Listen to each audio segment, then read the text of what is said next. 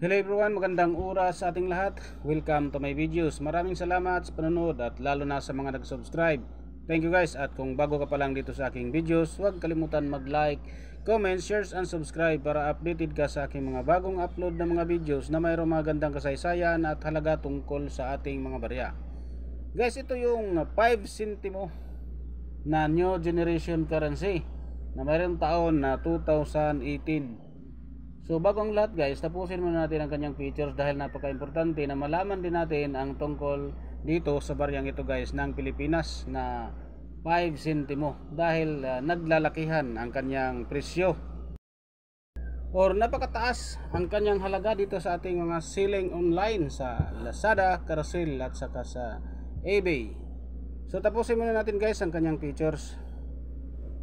So ito yung features niya guys. Ang issuer Philippines, period Republic 1946. Type naman ay standard circulation coin. Year na 2017, 2018, 2019. So tatlong taon lang siya guys na mayroong ginawa. Ang value nito guys ay 5 centimos 0.05.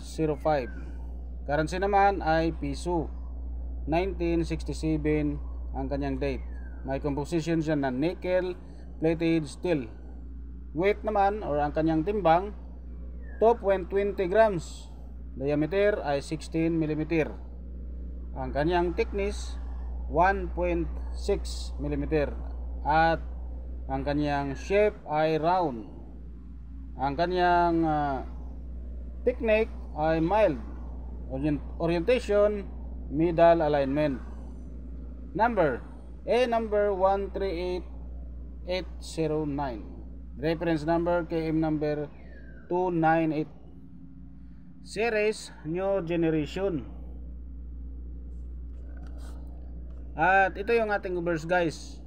Mayroong araw o di kaya sun at ang tatlong star at ang stylized Philippine flag at the lip at denomination, year of issue and mint mark at right. Ang kanyang script ay Latin at ang kanyang lettering naman ay Republika ng Pilipinas. Merong taon na 2018. 5 centimo. Translation, Republic of the Philippines. At ito naman guys ang ating reverse, ang likuran. Mayroong nakasulat sa ating coins na tinatawag na crown flower or crown flower calotropis gigante at left, bank seal naman at right.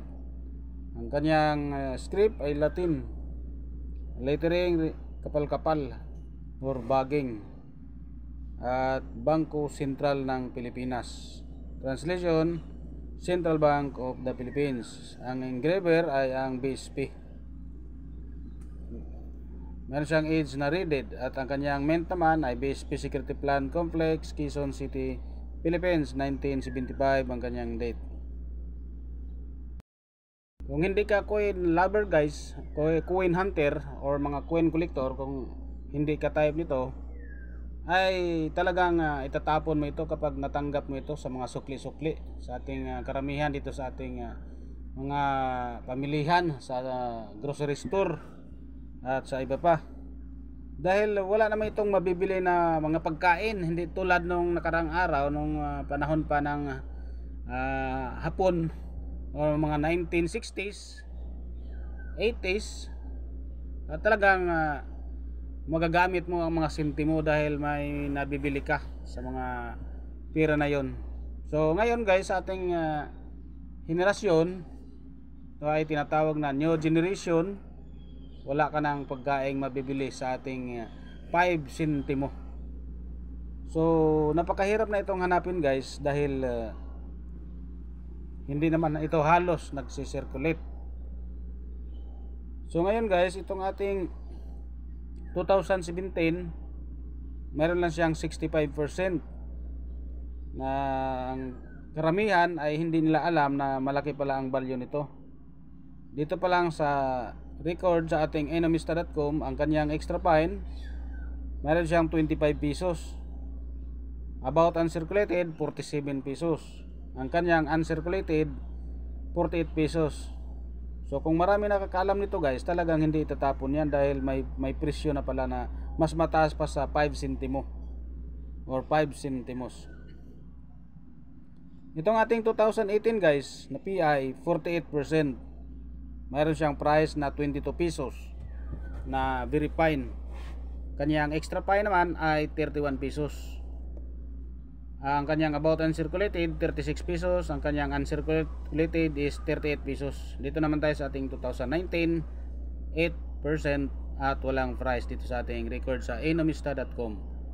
So dito tayo sa EB guys, dahil naka-display ito ng 11.59 US dollar or umabot ng 683 pesos and 81 centavos.